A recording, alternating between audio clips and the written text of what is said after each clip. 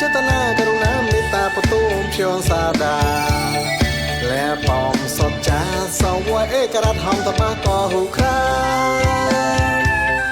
សាំងឆៅទូជាបតវីបកណាក៏លញ្ញាសិបងរាសៀងហាក៏លញ្ញាសិបងរាសៀងហា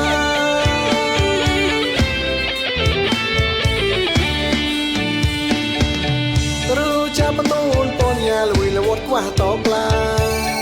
ចេតនាករុណាមេត្តាបទុមភឿងសាដា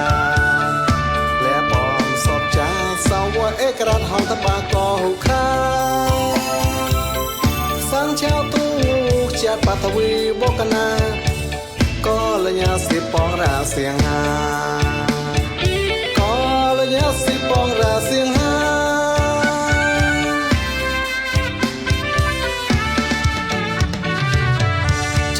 ជីបតូនពនញាខ្វែមនីក៏ខលប៉ាសពោសាយោរាពនញាហេមូទុបនូក្លែចាក់គួយបមាអាចាបកូនពលូចគេតែប្លែងនោះហើយដោយខ្លាគេតែប្លែងនោះហើយដោយខ្លាមហាได้มูนไตกะเลี้ยงกิดนูอาจารย์แหวงหอบประกรณ์กุนกาวบอกโทโมเลี้ยงโปเจ้าเลินปุยเต้นตะเลินเตกโจอาจารย์เลจุนตะมากว่าเลจีกลับลอเขาก็ได้กะมากุนกว่ากาจายีเซจักรวาโด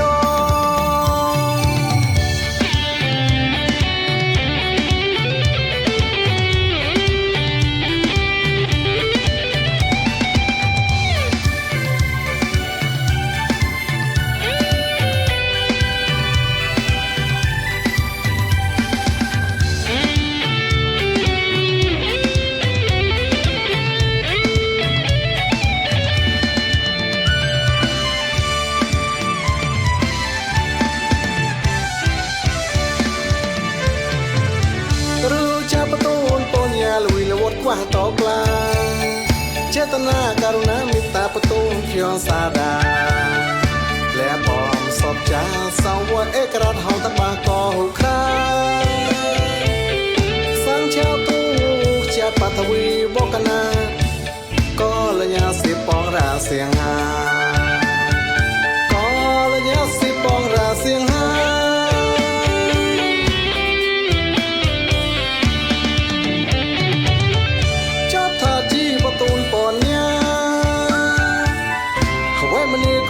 ប៉ាសពោសាយោរាពនញាហេមូទុបនូក្លែចាក់គួយបមាអាចាបកូនពលូចគេតែប្លែងនោះហើយដោយខ្លាគេតែប្លែងនោះហើយដោយខ្លាតមហាได้มูนไตกะเลี้ยงกิดนูอาจารย์แหวงหอบประกรณ์กุนกาวบอกโทโม